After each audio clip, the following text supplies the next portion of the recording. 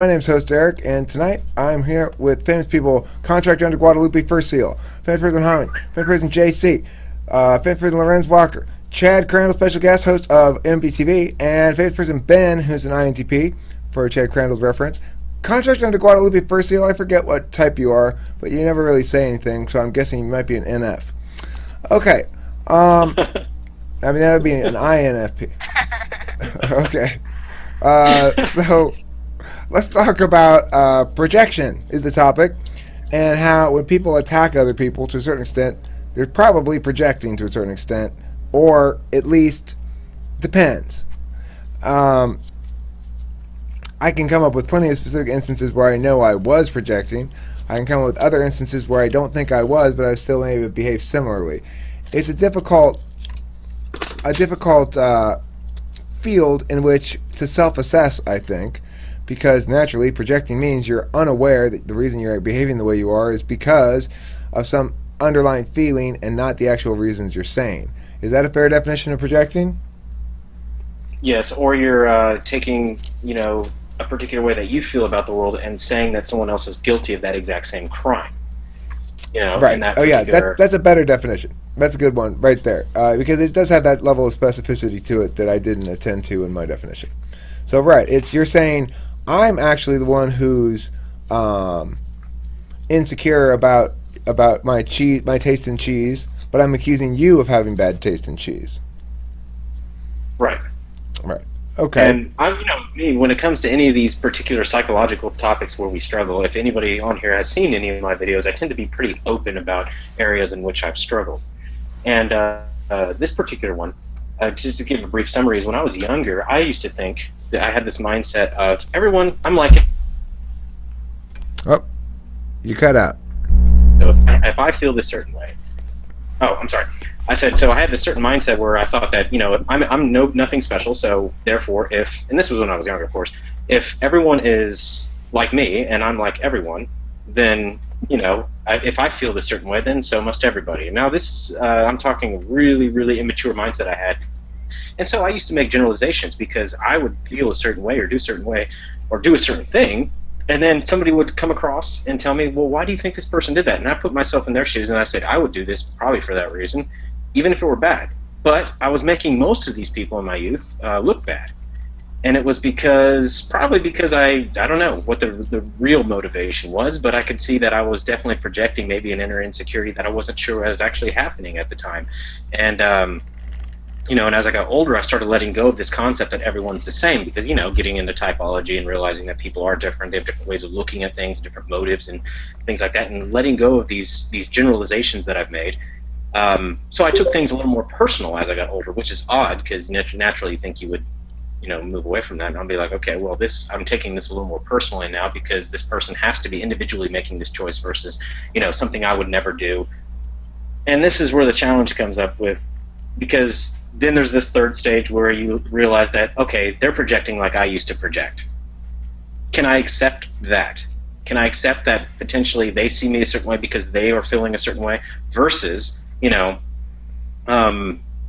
concept of maybe they are just having a struggle. Maybe they just need a friend right now, so don't take defense. Don't take a defensive position and try to argue and change their perspective because they're really just projecting. They're actually expressing how they feel on the inside to you by accusing you of being guilty of that exact same thing. But at the same time, you don't want to give advice to them because they're not in a position. They're in this offensive mode. So it's better, in my experience so far, is to just listen and sit back and kind of let them vent on you and agree with it. Well, I mean, it requires a lot of self-awareness to do what you're saying, and not only a lot of self-awareness, but a lot of big picture thinking that removes one's own frailties from the decision-making process. I don't think I'm capable of that entirely. I laud the framework. I think it's a noble framework for sure, but I mean, you have to be really distant from your own insecurities to react that way when somebody's challenging you on something about which you're specifically insecure. Now, my own insecurities are fading in strength, but not really in number. So I don't know. I don't know if I'm capable of all that stuff yet. I do think it's an admirable place to go and to be, but you got to be really sure that the thing they're criticizing you about isn't actually something that maybe you are subject to criticism right. for. Yeah, I mean that's the challenge. If you're to know yourself that well that you're never concerned about that is well, it would feel to me to be a high level of attainment. Yeah, and it's not easy because sometimes, I mean, if you gotta, the first step for me has always been, is what this person's saying true? And the one guiding philosophy of my entire life has been very simple, and it has been always be honest with yourself. And no matter what, and you don't have to admit it to anybody. You just have to be honest with yourself, and you can keep it in your head, and say, okay, is what this person's saying true? Do I have any evidence to validate their claims, regardless of what evidence they've given me? Do I have any evidence to say this as a particular? Naturally, we don't do this as a particular because we get emotional or whatever, reactive or defensive, and we typically don't take in this coming information. We want to defend it because we have maybe an egoist attachment to what we think we are, our perspective of ourselves, versus what actually information is coming in, to be able to challenge that perspective. So I think this does require a level of attainment, and it's not going to be natural for a lot of people, and it's going to take work. And for me, it certainly has to take work. It still does take work. It's not like it comes naturally to me. It's been an interesting process. But it definitely, there's challenges, especially when they are touching a subject that does involve areas of my own insecurity. And that's where it's really, really, really tough. And it's, but at the same time, I can compartmentalize and I can shut up when I need to shut up and say, okay. Okay, well, Ben has an interesting question. Can projections be mutual? In other words, can somebody be both projecting and accurate, I suppose, and then have the other person respond by projecting back and also being accurate, and making this perfect circle of projection / reality that I guess destroys both? It's like crossing the streams in Ghostbusters, perhaps. I think this is a really good question. I think the question we really should actually investigate is not that if they can be mutual, but as if can both parties receive it that way and actually learn and grow from that experience. Despite making it instead of making it a I hate you, you hate me conflict, it could be something more of, hey, can we both grow from this experience? I think that's the real question that we can ask, is this slant on what can I gain from this experience? I try to ask that anytime I'm attacked in any way. That's the first question. One of the first questions I ask myself is, A, am I wrong? Is this true? And then B, can I grow from this experience? Is this conflict worth my time? Is there something that can yield a positive growth out of this experience? Anything that I can gain from it? If not, I typically will avoid the conflict altogether. I don't really care to waste time like that. So sure. It's a interesting question, and I do think they can be mutual. The question is, are both parties capable of identifying that it's both a projection and it's truth? Yeah, interesting. This thing about projection was something I felt like I encountered as both of my marriages broke down, where I felt as though both partners were projecting their own doubts about themselves onto me a lot. And to a certain extent, possibly I was onto them, although in both instances, I'd like to think I was at least fighting for my own version of solvency. Whether it may have had any actual potential to solve things, I don't know, but at least moving in the right direction. I think the other issue, the one thing that complicates this, is the issue of justice, which is always very important to a TI-heavy person. The TI-FE loop, I guess, is a justice loop. So, in general, a lot of ENTPs especially, but I think INTPs as well, are not satisfied with, let's turn this into a mutually growing experience. They want to establish that you have attacked me, I want this noted for the record, and I want some formal recognition of your wrongness.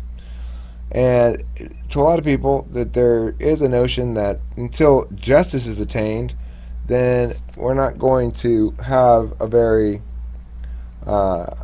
productive solving of this dispute anyway, especially if not both parties are willing to communicate fairly about it. Yeah, I think that's a very valid point. I mean, it also, again, this comes from the angle of who are we having these conflicts with. You and I had previously spoken about conflict resolution and talking about handling conflicts and seeking closure and the types of things that each type is really looking for in a conflict. The challenge comes from this is why Myers-Briggs is beneficial, and then why we need to use Myers-Briggs to continue growing, and why a lot of people could benefit from using Myers-Briggs as a coaching experience, not just a typing experience, to help improve their particular areas of, say, blind spots, like conflict resolution, for example. We know that ENTPs, like you said, there's this justice that needs to be resolved. Whereas, say, for me, it's like I want to reach conclusion. I don't really care if even you're right or wrong anymore. I could kind of move.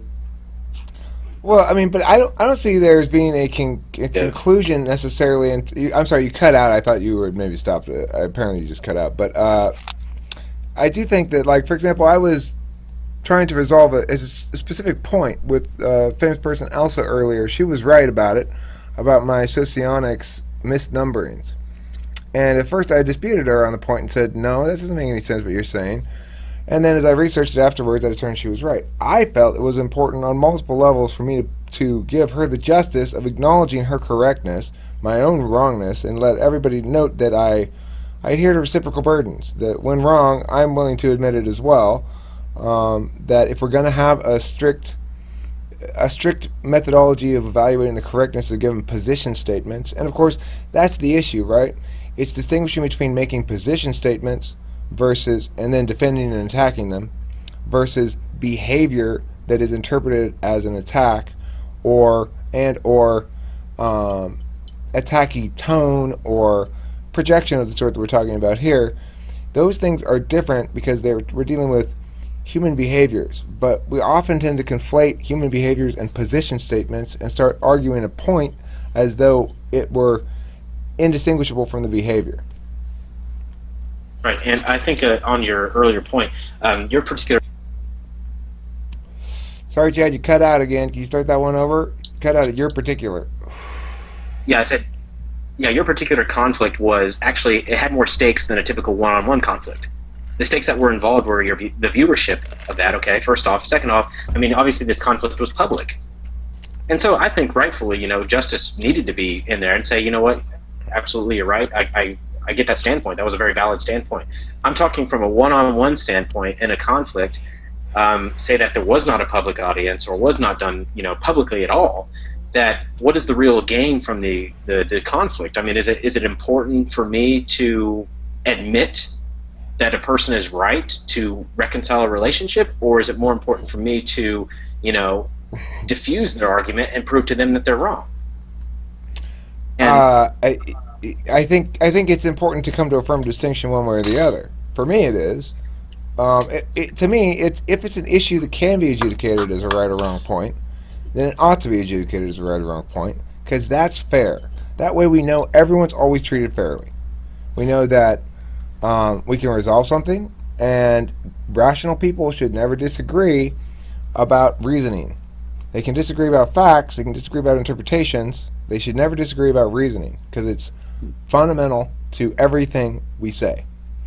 So, in my book, if it's a reasoning issue, it needs to be addressed as right or wrong, or else you undermine the very foundation of civilization. I can agree with that. If it's fundamentally a reasoning issue, now again, you know how many people are out there that have faulty reasoning. Right. Is it our duty to go out and correct these people, or is it as they come across you that you want to correct them individually? Well, it's like I say, Chad, I'm sitting at a table. If somebody puts trash down upon my table, it's their job to pick it up and throw it away. Right. I'm not going and saying, give me your trash so that I can condemn it. I'm saying, you just made a claim, If you make a claim, that's a position statement. Back it up or retract it. Yeah, I can get that. So essentially, anybody that you feel that they're making a claim that you may feel that you have to dispute it because it's your duty. Is that correct? Is that a good way to put it? Well, I think it depends on the nature of the claim. The other day I made a video with a student, and she's a ninth grader. She's spent 12 or 15 years in China, and she was talking about China's Taiwan policy and basically supporting China's position that they should be able to attack and take over Taiwan. And I felt a definitive moral imperative that she understand by the end of this class what it meant to apply reciprocal burdens to one's own and to others.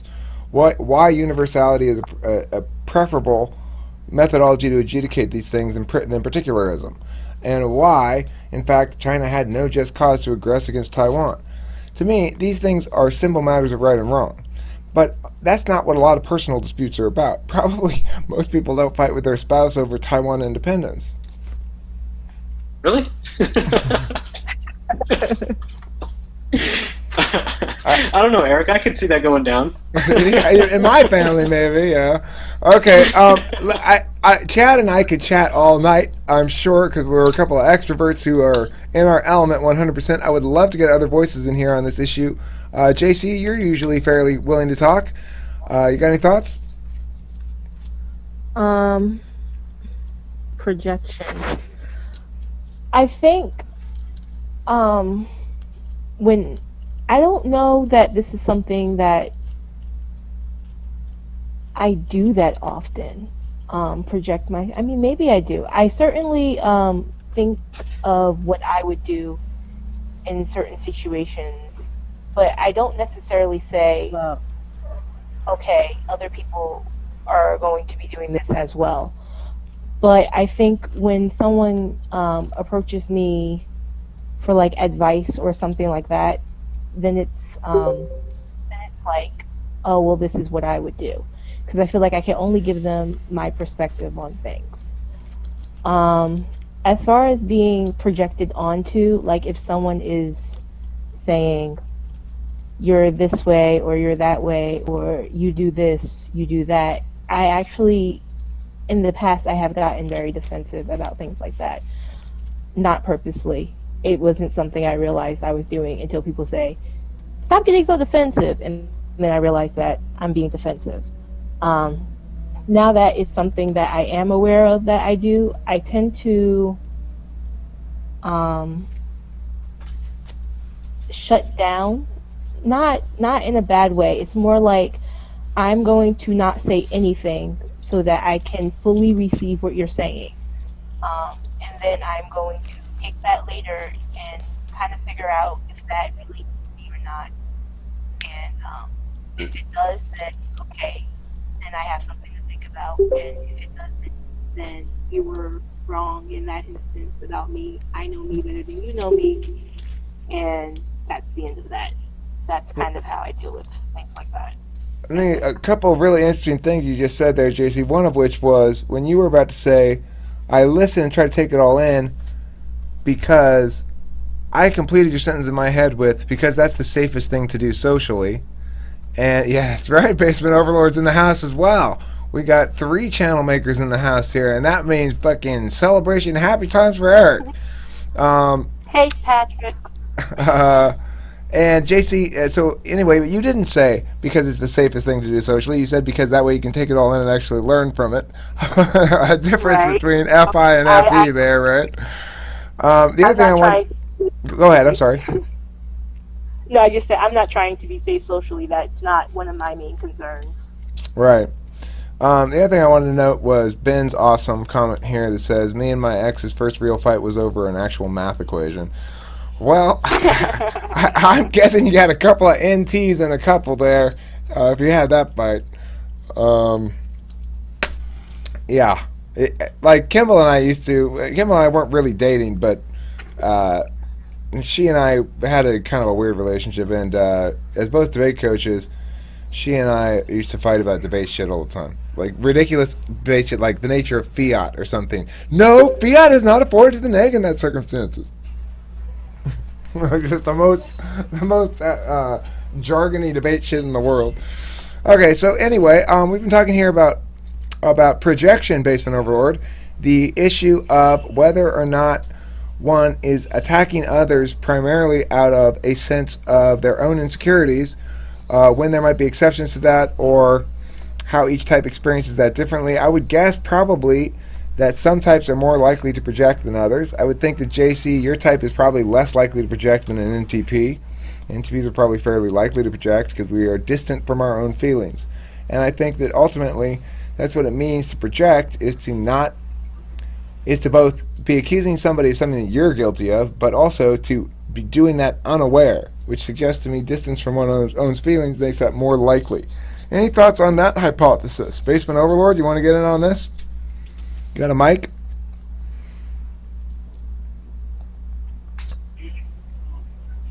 Basement Overlord doesn't have FI in the... So I can speak from an FI angle. Yeah, definitely as an inferior FI user, I would definitely say that I have projected. I'm entirely guilty of projecting, and working on that with the resolutions that we discussed earlier. But definitely being distant from our feelings, I think, and having a lack of self-awareness, especially in the emotional arena, is a very common cause for that projection. So I would say that's fair for NTJs as well. I don't know if Hami will agree from an INTJ perspective, but I definitely say that I do agree from that as well. So I can speak for at least myself. I can't speak for all ENTJs, but I do speak for myself. Word. Well, Ben says, sounds accurate, and ISTP apparently doesn't like being disrespected. That's why I never make your mom jokes to Basement Overlord. And with that final note, let's end this video on projection with a reminder to please consume plenty of cheese.